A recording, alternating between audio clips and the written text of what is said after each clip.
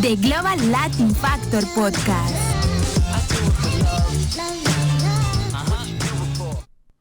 Welcome to another episode of the Global Latin Factor Podcast, the Global Latin Factor Podcast, where we talk about Latino everything that you can think about Latino people, culture, music, food, tacos, your favorite, Taco Tuesday, all that, because of Latinos. There you go. LeBron, you're welcome, sir. There you go. So, I have a very special show today because we have special guests. Special guest today. I've seen them perform before. Cumbia is a very influential in the Latino culture. It's been growing for years, and its history is crazy. I looked up a little bit on the history of it. I'm going to do an episode more thoroughly on cumbia at a later time. But I figure we start off with somebody that actually does cumbia and been doing it for years.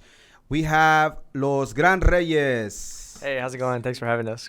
Hey, no problem, bro. So introduce yourself real quick. Yeah, so my name is Augustine. I'm the keyboard musical director for Los Gran Reyes. And this is... I'm Christian Granados, drummer and backup vocals. Nice. Also Dancer, bass. too. Dancer, right? You be getting down on the dance floor. Not no more? Nah, that was another guy. That was the other guy. Okay, Yeah, okay.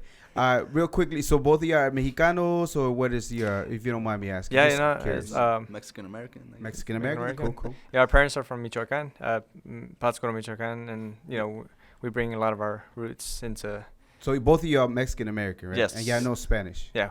What do y'all feel about people that say, I always ask this question because I think it's funny, and it's it sparks conversation and controversy at times where, like, you're not Mexican if you don't know Spanish. How do y'all feel about that when people say that? Come on, Chris. Huh? Hi, Do you know Spanish? Sí, yo. Sí. Es español, sí. But it wasn't like... I mean, sometimes I find it weird because it's like your parents, like they came Right. just knowing Spanish, and Right. like, how does the kid only know English now? That's true. I kind of find that weird sometimes. What about you, Augustine? How do you feel about I that? think it falls on the parent, mostly. Yeah. Them not influencing their kids with the culture, especially, knowing how rich and like how beautiful the Mexican culture is. Right. For them to not teach their kids Spanish, it's kind of like like you're taking something away from them. They're missing out on something. And I saw it like that for a long time too.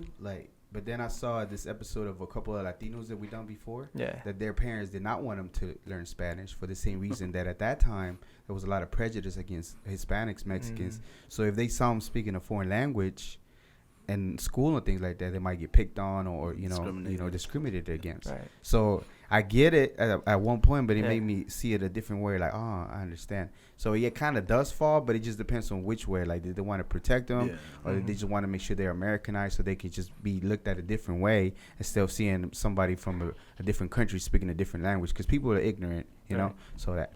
All right, enough of the seriousness. Let me start with something that I like to do. What I think is fun. It's called preguntas al chile. It's not vulgar or anything. Preguntas al chile just means direct. The things that are. We want to get to the bottom of what y'all really like. Okay, so we're gonna start off with both of y'all. First question. It's gonna be real serious too, man. Y'all be ready. Tacos or tortas? Tacos. Tacos. Corn tortillas or flour tortillas? Corn. Corn. Órale. Mexican coca or jarrito? Mexican coca. Mexican coca. You're a cheater, right? You wrote all these answers down. Horchata or Jamaica? Yeah. Ooh, I like horchata. Go with that, Mike. You're in Jamaica. All right. Jamaica. Team Jamaica all day. Salsa verde or salsa roja? Verde. Me too. Yeah. Menudo or pozole? Damn. Menudo. I go with pozole. Pozole? Oh, we got a different Yeah, one. I prefer menudo. Churros or sopapillas? Churros. Yeah, churros. Churros all day, yeah. I don't know if y'all drink. I don't know if y'all age appropriate. Hopefully y'all are. Corona, Dos Equis or Modelo? Dos Three Equis. options. Corona. Tequila or mezcal?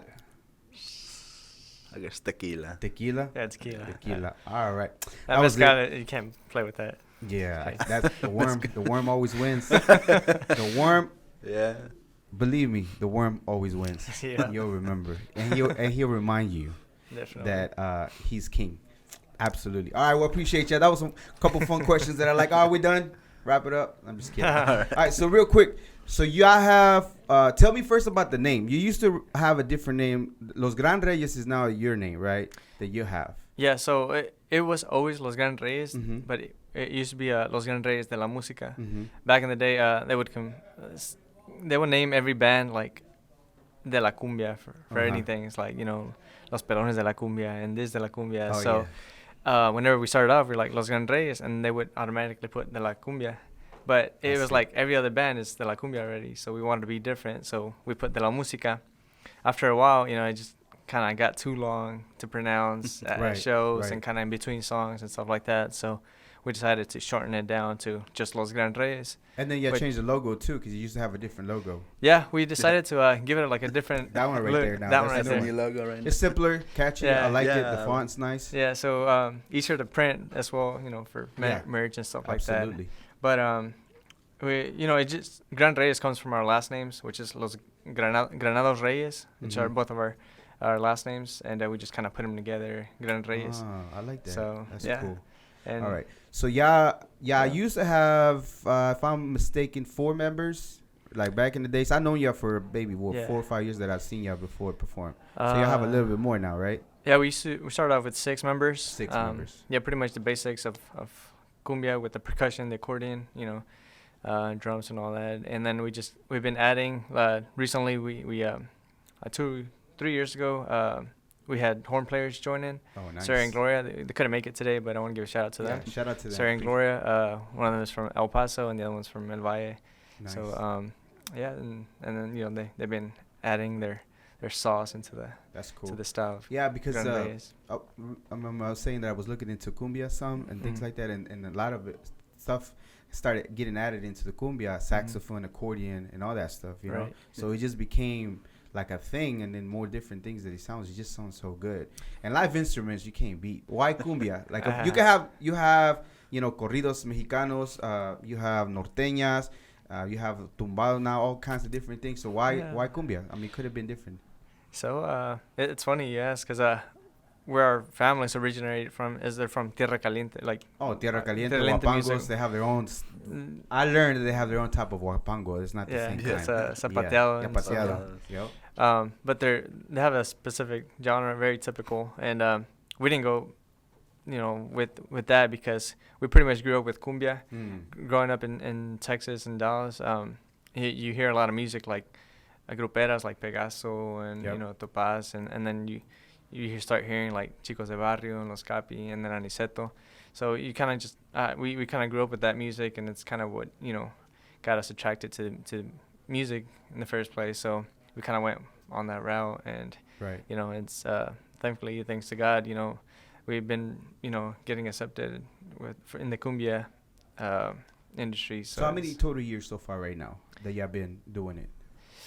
A little bit over 14. 14 years since we started. Around there, probably. Around there, something like that. 14 years. Yeah, because we started off like 13 years old, something like that. Okay. Before I get to my next one, because I know you had done interviews before, but nothing like this. It's just more in depth. But I wanted to see maybe whenever y'all would get an interview, there was 3 questions that they wish, or let's start with 3, that you wish they would have asked you. They were asking you questions. So what would that be?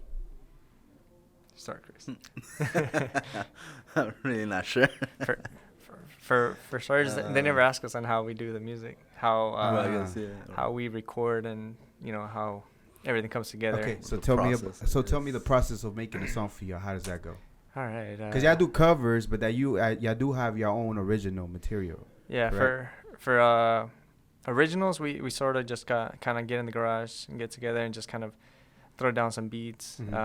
And then if I have something in mind, I'm like, all right, give me a rhythm. You'll play a rhythm on the drums, and then we just kind of start playing it off, and I start building it, and we just I start playing on the accordion, just, the idea, and then we just kind of build upon that. Right. And then once we get like an intro and a chorus for it, I'll take that stuff to the studio. Right. And that's where I work on it. I pretty much work on all of our music behind, So do y'all come together because how many members the total now? So we got 8? 7. Yeah. 7. So, and having a big band in the studio, it's a little costly. Do y'all do it all at come in as a session, or do y'all just spread it out and different people record their instruments at different times? Yeah, different times. Different It's we send once I make the demo, I sent it out to all the guys, and they kind of learn their part, and then they come in and just record whatever they got to do.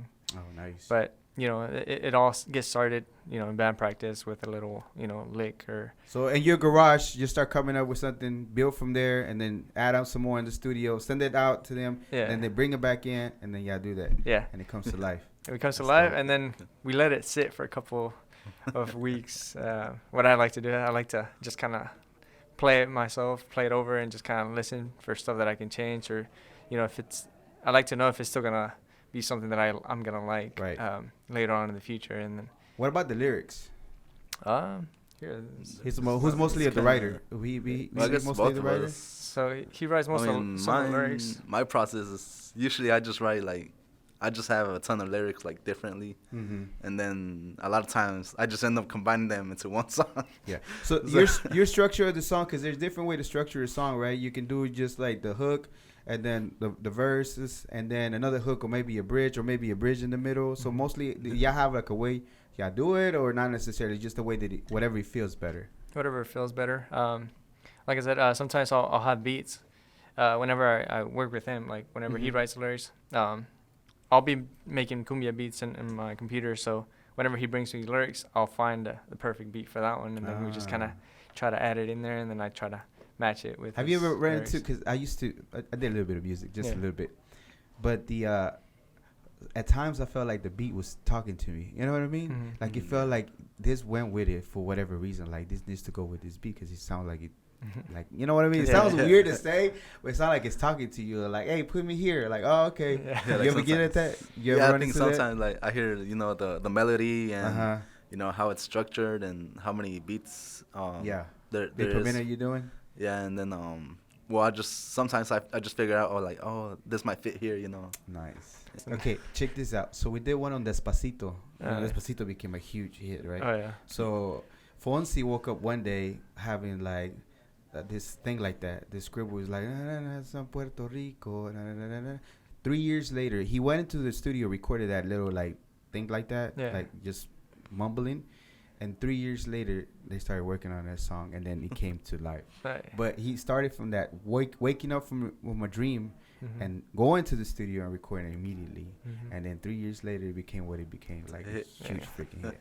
So it's crazy you say you do it like that, because he woke up out of a dream with that, and he needed to put it down somewhere so he wouldn't forget. Yeah. And you think about it too, because a lot of time we come with some great ideas, like, oh yeah, and then you forget, you don't write it down or anything. Before you know it, 3 years later, somebody else is like, man, I thought about that like 3 years ago. Why did I do something with it? You know what I mean? So it's cool that you do it that way too, but it's crazy how little things like that is just a moment you got to capture, but then put in a record, and 3 years later it becomes like, I don't think he ever imagined his hit would be the biggest hit ever. Yeah. Like, it's literally like the biggest hit ever. I know it's not cumbia, but to be honest, it's not like truly reggaeton either.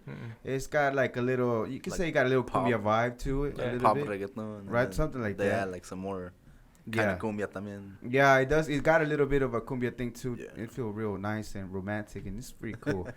Okay, so did y'all ever do that cover? Have you ever done that cover for it? No, not that. No? We're going to have to or something. Bro, I think we got to bring it back. I think it's still a thing. I think it will never go away. People still feel it. And I don't know if I heard it in the cumbia. I think I did hear it in different times, but give it your own little twist. I think it was cumbia norteña. Yeah, it's not the same. Yeah, it's kind of different. Yeah, it's kind of different. All right, what about the question number 2? What do you feel like that they never asked you wish they would have asked y'all? All right, come on, Chris. Think of something. If I like tacos. You like tacos? Yeah, I think you started off with the questions that no one has asked. But yeah. Yeah, see, that's the thing. I said, who was that I was messaging you? Was it you? Yeah. I told you I was going to start with this question. See, he set you up for failure, because I told you, I'm going to start with this question. I told him. You didn't I don't know. You didn't do your homework. He just said, I don't know.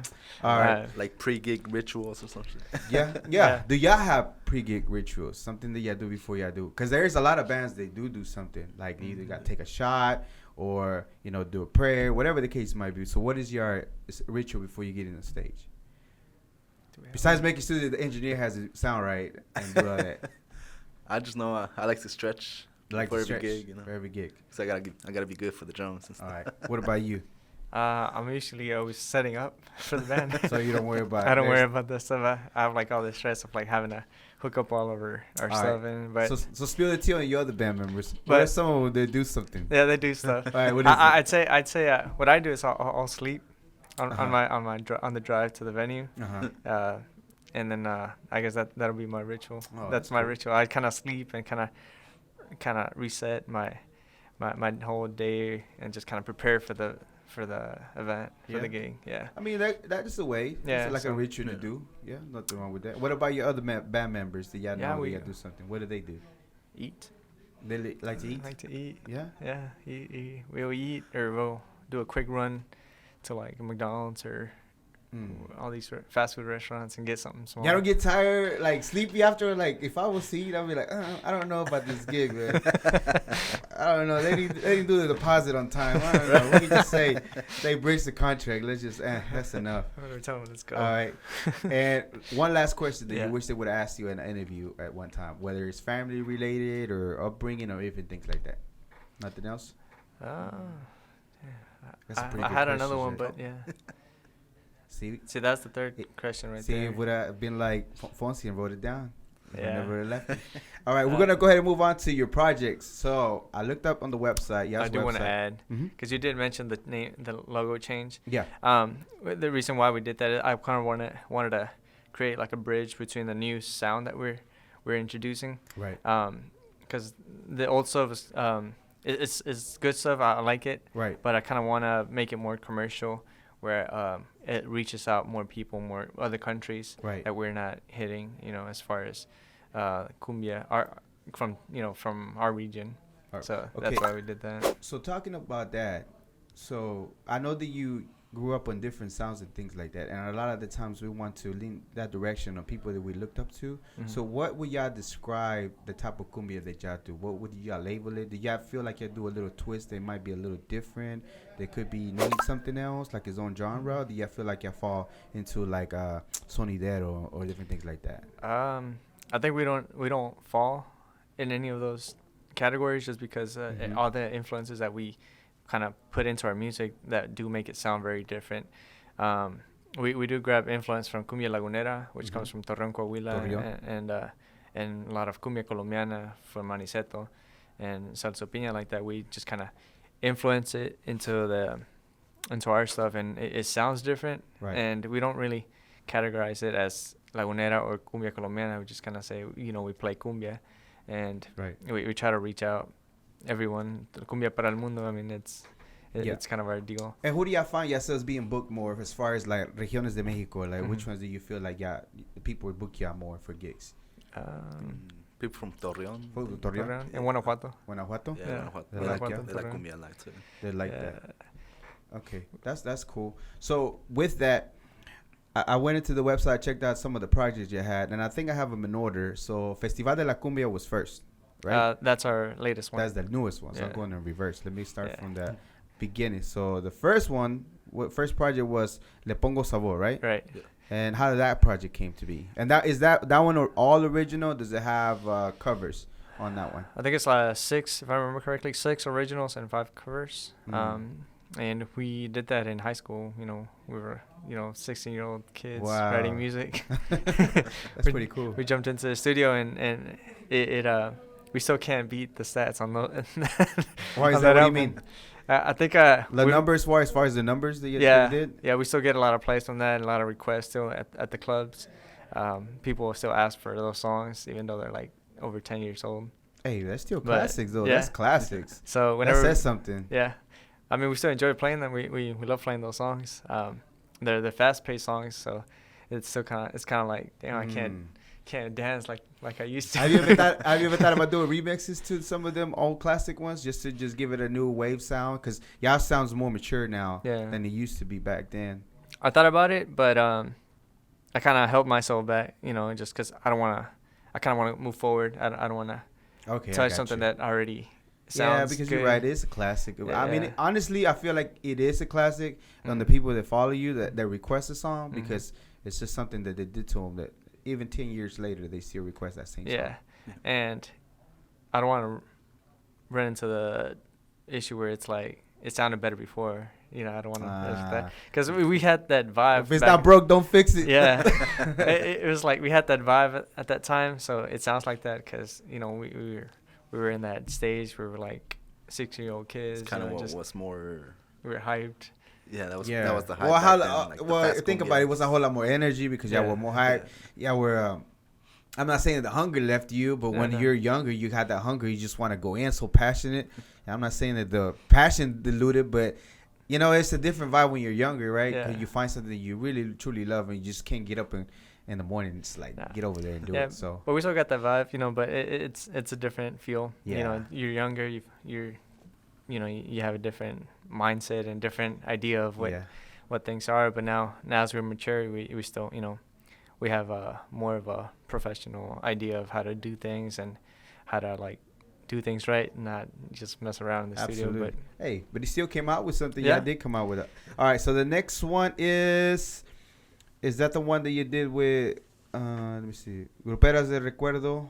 Oh yeah, that's the other one, right? Yeah, that's the second one. We try to reach out, bring some of the classics as Gruperas, some of the music that we grew up with. Right.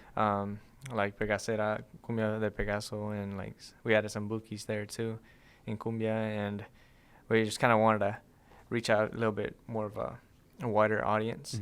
Because the first album, it was usually reaching out our generation, younger kids, and we were having issues, getting taken seriously by an older generation. So we released that album to kind of show them that, we listen to that type of music too. We grew up with it. We can play it too. Okay, so they were trying to kind of put you in a little small category. You're like, no, we can do it all. We can do a whole lot. Yeah, a different angle of what people thought only could do.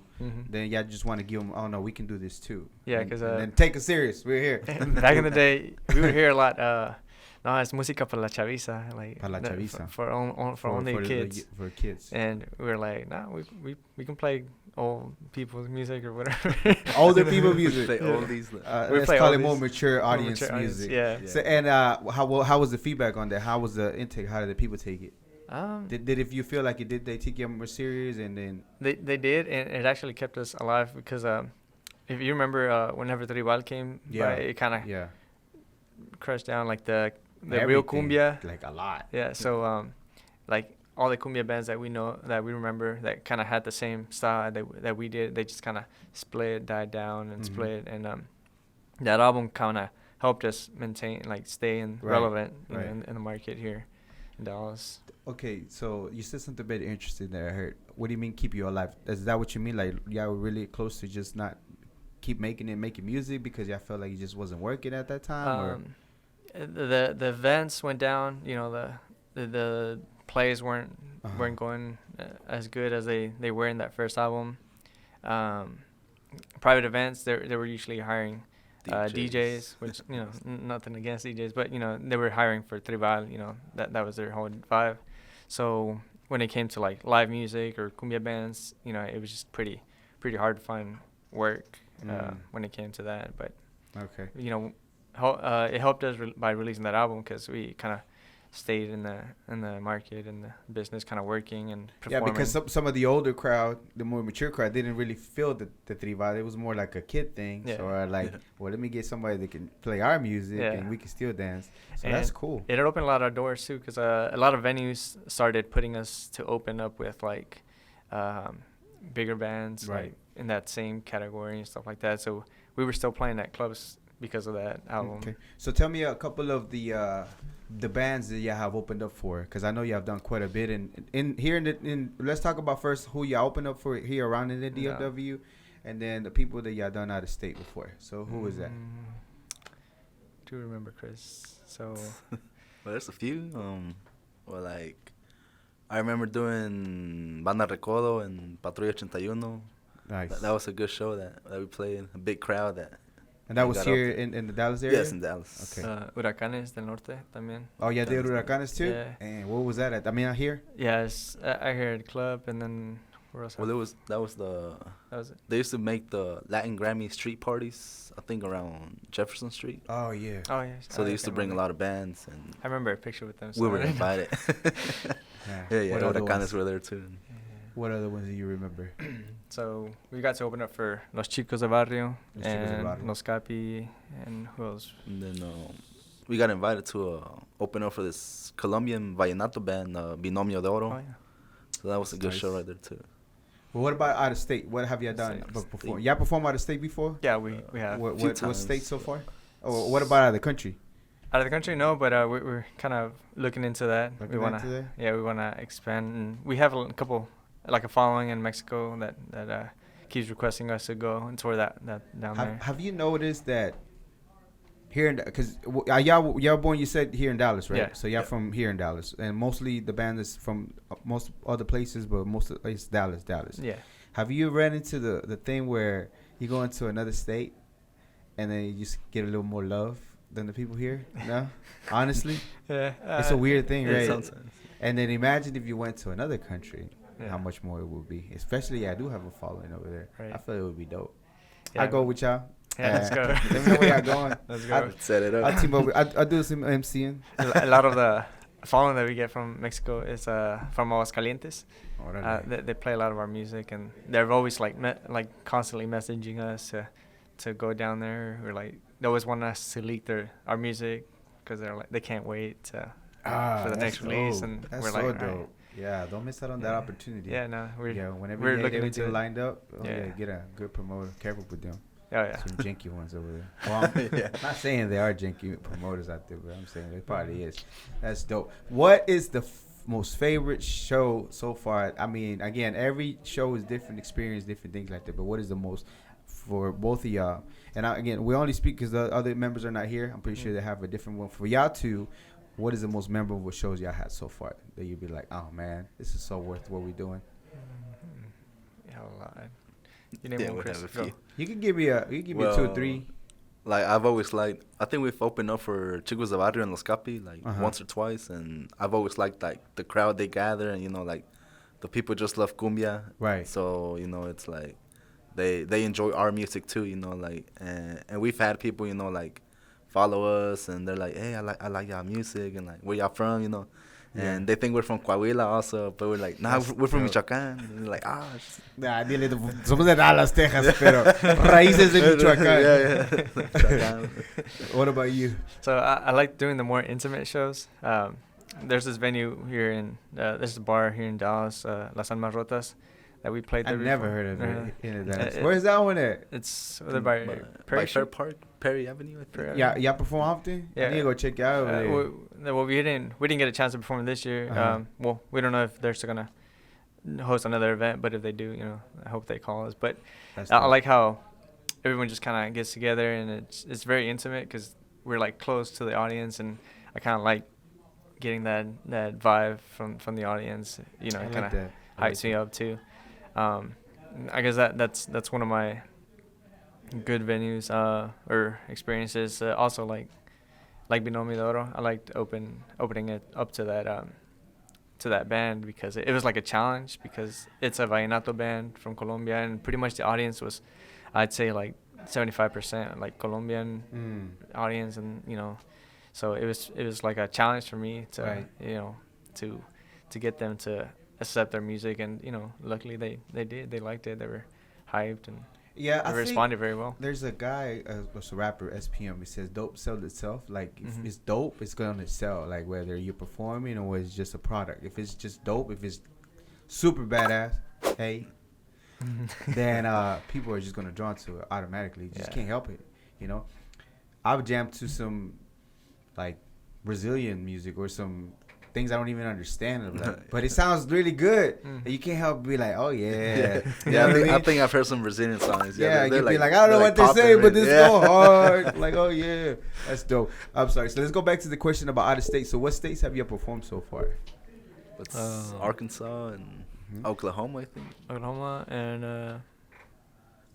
Is that I it? think that's it. We played a lot in Oklahoma and Arkansas, pretty Yeah. much like some of the cities there. I know this year we're going down to Louisiana, so Nice. that's gonna be fun. First time yeah. there, but we should play like some of the West Texas areas and down South Texas. It's where How are the shows over there? How they take them? Pretty good. Yeah, I guess they're fun. It's fun to see the different cultures because you can be honest and say, yeah, they love us a whole lot more over there than here in Dallas when we perform in this intimate settings and people really. I'm just kidding. Just kidding. They appreciate y'all. It's smaller counties, so it's, you know, you kind of see everything down there. You see mixed races, so it's fun to see all like diverse public and just kind of you know, showing off your music and seeing them dance to it. Just kind of that's pretty cool. Feels kind of fun. And then your next project that y'all got into, you got linked up with Los Converse con Ritmo y Corazón, right? Is that the next one? No. So after the Le Pongo Sabor, we released a song with Chico Style, which is another local band from here that plays cumbia, and we released Party Time. Party Time. Yeah, so. Eso no la vi en la website, o lo perdí o no lo agarré. Yeah, no, se perdió. We gotta. Yeah, we haven't played it in a while, but. Okay. Yeah. So how did that one come about? My buddies they just got together. They weren't even a band yet. They were just kind of making music, and they invited us to make a song. And then I remember we started like at 4 or 5 in the afternoon, and all I remember is leaving and driving home and seeing the sunrise. Really? It was like 7 in the morning. We spent all day, all night just working on that song, and we finished it. But I feel like you're more creative in the afternoon, the morning time when you record it, or late at night? Because some people, for whatever reason, find it that like late hours, like 2 or 3 in the morning, even though it's late, it's like a different energy that you get, you know, to be more creative. Which one do y'all like more when y'all recording, or does it really matter to y'all? I tried everything. I've never noticed. I just know we usually record at night. So y'all like that's when we have free time. So y'all like at night. Well, yeah, the free time, but yeah, that's pretty cool. See, myself, since I'm always writing and composing music, I don't really feel it. I just kind of know that when I try to sit down, nothing really comes out. But ideas always come to me when I'm like driving or doing something else. So I have to like get memos. He has a bunch of memos. Yeah. Oye, mujer. Oh no, esa ya la recibí. Never mind. I record that one. Yeah. So right now I've been trying to improve my memos, because sometimes I'll record like catchy, you know, licks and stuff like that. But then when I get home, I'll be listening to them and I'm like, what did I say? What is that? It doesn't even make sense. So I'll delete it. I bet there's probably an app where you can do text to speak, where you can just write it out, and then maybe that will work better. Yeah, because you have to get that moment, bro. It could be the hit. It could be the hit. What is the number one hit so far that y'all feel like y'all have, as far as like the one that's done the most numbers out of all the songs that y'all done so far? Not a cover, but an original. Okay. So which one is that? I think that would be Nuestro Cumbión. I think it's the song we did with Converse. It's doing very well, like locally and out of the States. Okay. It's a song that just came. I made a beat, and I got together with Converse, the leader of Converse, Snoopy. We were just kind of hanging out. So that was the next project, right? So after what is it? After Con Ritmo. No, after Gruperas is Con Ritmo y Corazón. That album is just kind of a compilation of songs that we had together and just kind of always wanted to put out. Yeah. So after that album is when we released Nuestro Cumbión with Converse. And how did that come about? How did y'all linked up together? Because they still doing? I haven't seen them lately do stuff. They still doing active stuff? Yeah, they're still very active. They were actually recording my studio at that time, and it just kind of like they needed one more song. So I was like, well, let's do a feat. You know, let's do something together. I have a beat here. And I showed it to them, and their bass player, Rafita, he decided to put lyrics to it, and you know, we kind of put everything together, and it became a hit. You know. Yeah. And where are they from? What area are they from? They're from Dallas and Denton, and I know Snoopy's from Monterrey, and Rafita is from Distrito Federal, and they have like some people from Coahuila and Laredo and stuff like that. So that's the song that you feel like is just up there as far as numbers. Yeah, it's as far as numbers, with the streams of, you know, compared to the first album, it's gotten a lot of plays and a lot of shares and that's nice playlists. That's dope. And did it requested a lot? when y'all go? Yeah. Yeah, often. That's cool. That's cool. All right, and then you have Mr. Cumbión, you said it did, and then Festival de la Cumbia is the last party I had, right? Yeah. Okay, and that's with all the members already currently. Yeah. So that's an actual that's a live album that we It's did. a live album. Yeah. Which I did. So we just kind of did a compilation of all the pretty much every song that we play, and we recorded it at Traders Village, and they allowed us to set up all the mics and the sound system. So we got a nice recording out of it, and it's like a bunch of hits, cumbia hits, classics, originals, and it's just kind of to That's put cool. music out there. Cause it's a thing now to do something like that. Like all the songs that are hits, it's kind of like that setup. Yeah. Like the video wise, like ¿cómo se llama? Grupo Firme, and them they do a lot of different things like with people that link together. Live videos. Live videos with the thing, and it's just I don't know. It's like and like I said before, it just sounds so much different. Los Angeles Azules, when they came back and they did their second wave, and now they're like the biggest thing ever. They did things like that, and when they put an orchestra. Bro, it sounds so clean. Yeah. If you ever get a chance to get an orchestra here locally in Dallas, what's up? Yeah. What's up? Hit us up. We're looking for orchestra to do that sound itself. I'm telling you, live instruments sound so much better. And whenever they add the orchestra right there, it's just like a different type of man. It's so good. Yeah. It's so good. I hope y'all one day y'all get an orchestra to do it. So Traders Village también todos. Yeah, if you're an orchestra director, link with me. Yeah, absolutely. That'll do something cool. That'll be nice to do. So. Yeah. And how long was the whole process to do that one? So you guys straight up just played? Did y'all take breaks or anything? It was just a whole straight up recording? We we played through the whole thing, and what I did is we edited the spaces, between the songs, so it'll just be like a long continuous album. Nice. 3 hours, right? I think around 2 or 3. No, 2 hours. 3 hours? It has like 35 songs. I think that's pretty good though. Still, it's a whole party. I'm pretty sure somebody played it at their party. Like then didn't hire a DJ. That was didn't bring y'all and like, hey, we got a whole we got a live band. party. You know what I mean? That's the idea. It sounds live. That was the idea. Okay, I was like, I'll tell my friends and family. I'm like, hey, play this at your party. Just let it run. Just let it run. Just let it run. Straight up. Yeah. Hey, bump your numbers up. Ain't nothing wrong with that. Yeah. I like that. And again, it's just a different type of. Have y'all done? I know I've seen some of your videos. Have you done something like Virman does that, where you set up like it's just literally like un callejón and just put it in and just start playing live stuff? Because I seen the video with Converse. Y'all were at the warehouses, right? Yeah. That's where y'all did that video. I think, right? And then, but y'all never done anything like that where you just play a couple songs. We released something recently where it's like we did 3 covers and 2 originals, something like that, and it's a live session that we did. Nice. We set up, our lighting and audio equipment, and we just kind of got our friend Juan Carlos and the director to film it for us, and it was a pretty cool experience. Fun fact, we did that like in, when was it, February? Or Probably like last year. no, but it was this year, but it was like super cold. It was like Yeah. 30 degrees, Yeah. and it was supposed to be like at 54 or something like that, but it dropped. It got super cold, and we were out there, and we had the whole setup already, so it wasn't like, oh, let's do it some other day when it gets warmer. We had the camera set already, and lighting was all good. Everyone was there. We're like, all right, let's do it. Man, But- so it was cold and y'all was just jamming out. Yeah. Okay. Hey, but after a while you start warming up. You're like, hey, that's how you really got to stretch extra, and then have to run to warm up, and then so Warm up, yeah. and then imagine you're all cold. Like, why he smiling so much? He can't stop smiling. His face is frozen.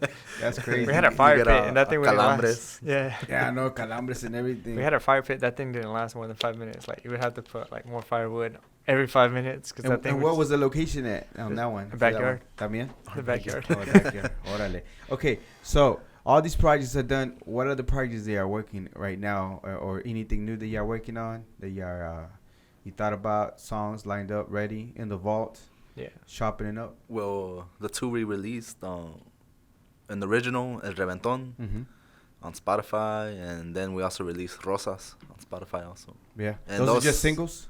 Singles, Yes. yeah. And those we actually did. We also did those in the live video sessions. Yeah. So we have those too. Yeah, how So they the- looking right now? So the Rosas is actually playing very well. It's doing very well in Argentina and parts of Distrito Federal in Mexico City. It's playing a lot. A lot of the stats are coming from that side of town. Rosas, I think, has like about 60K plays already on Spotify, and that's like in about in a month and a half or something like that, which is like a big deal to us because it's a local band and we didn't do anything to boost those plays or anything. And they just got picked up by someone, and I guess someone shared it or. That's how it happened. We all connected globally now. It's so crazy. The internet takes you places. And then y'all verify too. You already know blue check over here. We fancy over here at the Global Lab. We're not blue check yet, but y'all are. Y'all is that both on Facebook and Instagram or just Facebook? Facebook. We keep getting rejected on Instagram. If you guys want to follow us, so we can get verified. Go ahead and give them a follow. Why? Well, did they give? This is the same company. They can see that you're doing almost the same thing on Facebook. They make it harder on Instagram. You know what I mean? Yeah. What is how many so far on as far as followers on Instagram? So I think we just reached 1,100. No, 1,100 followers, something like that. Yeah, that's probably they're weird. Yeah, it's pretty slow there, but Facebook we already got like over 5,000 followers, and then they did an update which kind of dropped it down because now it's not. It used to be about giving Facebook likes, and it automatically allowed you to follow the page, but now it's like you have to like the page and then you have to follow the page, so it's like two different things now. That's where it messed up because people already now wanted to do stuff first of all, and all it takes is like click, and then now you have to do. Before it used to be just click, I'm good, and then I give y'all your feet. Now it have to be click, and then another question. I'm like, man, forget this, I'm done. You know what I mean? I like it make it harder, and then it's beneficial for the algorithms and everything instead of just like make it one and then it automatic follows. Yeah. Why wouldn't you want to follow if you like it? Yeah. You know what I mean? It makes no sense that they think that you need to follow already. It just should be just one thing. One thing, yeah. I'm going to holler at Facebook. I know you're hearing me right now. And then I guess if you don't interact with the page, like Facebook stops showing it up on your feed, like. Okay, so check it out. There's a movie called The Social Dilemma. Have you ever seen it before? Yeah. Almost. So y'all know Facebook's not even Facebook. They're not even there's the AI that's running the things too. But if they don't see any interaction, then of course. And then of course, I think sometimes they do it on purpose. You know why? To pay some money from some advertisers, like run it. Yeah. And then it's the worst to do one because then all of a sudden they just expect it every time to just spend money on promoting your stuff. It's already proven by us because we posted one of the videos. I posted a promo or a photo for one of the videos, and it wasn't getting any likes. And like 2 hours went by, and I looked at the post, and I was like, let's see who interacted with it, and it had 0 likes. Wow. And I was like, what's going on? And then I called one of my buddies. I was like, hey, can you look at my page, see if that post is up? And he's like, yeah, I see it, but I didn't see it on my feed. And I'm like, that's weird, because. Usually whenever we would post a photo, you figure it goes into every single person that liked that. Yeah. Right? It had to go into their feed. There's no way not to. But I was like, it's probably something going on because it's like not even a like. Mm-hmm. It's like Of the many people that like the page. Yeah. That I'm pretty sure more than half are following the page. Mm-hmm. Yeah, we didn't get anything, so I took the post down. I posted it like 2 hours after, and it started getting more interaction. But I was like... So weird. Well, it depends also on the time, right? Because a lot of the times, the hot times to post... Well, I don't know anymore, but usually it was like 9, 12, and like 5 to 7 p.m. Yeah. It would be the times that people start getting into Facebook. Yeah, we should always post like at peak time, lunchtime or whatever. But yeah, it wasn't getting anything. And I think they were trying to get... They were running this promotion about like doing ads on Facebook as creators. And, I didn't feel like I have to... pay to make an ad, I feel the same thing about tollways. You know that? I feel like I don't get on tollways. It's not by accident. Like, my taxes already pay for roads. Why do I have to pay for another road that I'm gonna probably get stuck? Maybe save me a few minutes. I'm like, I just leave early. And get to it. I feel the same way. And you're right. Like all those people, and it's crazy to us because it's not that we necessarily need it, but it is a good tool to have. But then they put it to where they wanted to condition you to pay money for people to see you, and I'm like, I don't like it. I don't get like of it. You guys seen those prices on the Express? They're like, I never really paid attention to it until I had to use it one time because there was traffic and I was running late to a sound check, and I got on it and I saw the sign too late, but it said it was like $5. something like that, $5 for every exit. And I think it has like 3 exits on the express on 635. Oh man. And yeah, that thing was pretty expensive. Make sure you pay on time too, Chris. You know what? That was a conspiracy. We need to talk about that, Chris. Yeah. Okay, tell me why I never get all the other receipts, right? All the other ones that you owe up money, whatever. Until the third one, where it's already pink. and one time, $1.50 turned into like $30 or $60. Yeah. And then I looked at it and I threw a fit. I'm like, not outfit, a fit. For me, it's a fit. It's like I threw a fit. Like, I can't believe it. I'm still gonna pay it, but I can't believe it. There you go. Take my money, you bastards. Never again. And it was all accidental too. It wasn't on purpose. Yeah. I took the wrong exit, and before you know it, I'm in the tollway. I'm like, and I try to swerve a little bit as I exit. Maybe they didn't get my picture, but they got so many cameras. Yeah, they're gonna get you every single time. I don't blame the people that be putting like covers, or they have little buttons where they cover your plates, and then you can go. Oh. Yeah, I'm not giving no ideas. I'm just saying there's people out there. Yeah, they work the system, but I feel them though. I feel them because $1 turned into, by accident, turned into like $30, $60, and that's not cool. Yeah, I know you hear me Facebook too. You can tell them that. Yeah, tell them that. They're listening. So right now that y'all have this, is there like an actual another album that y'all gonna be working on? That you're just focusing on singles right now? And what about? Okay, so I wanted to ask this. Mm-hmm. So I know that you say you have your own unique thing. Do you think you'll be considered like a genre really, or not necessarily? You just got your own way of sound and the sound that identifies you. So the whole logo change was because I wanted to kind of go with the Cumbia Urbana sound. Cumbia Urbana. So trying to, like everything has Tropical Urbano and stuff like that. So I mean, maybe we could fit in that in that category, if we ever get to that. Right. Those awards and stuff. But the whole reason I changed it is because I want to start adding more of electronic sounds, more of different types of lyrics, more relevant to what's out there, more commercial lyrics, like trap lyrics, and more of love lyrics that are more commercial. I feel like it would be a good mashup that I was thinking the other day. I don't know if I heard it before, but it would be like a Huapango reggaeton type. Maybe like a Huapango cumbia type, kind of with the same tamborazo type, but give it like a cumbia. And then there used to be, what was it? What was the one from Gloria Trevi? They did the conga. The conga is just like they're just jamming out. Mm-hmm. Like, the conga is just a jamming out. It's not even a song. It's name a song, but all they do is jam out. Did you ever do anything like that, where you just jam out? Todos en este país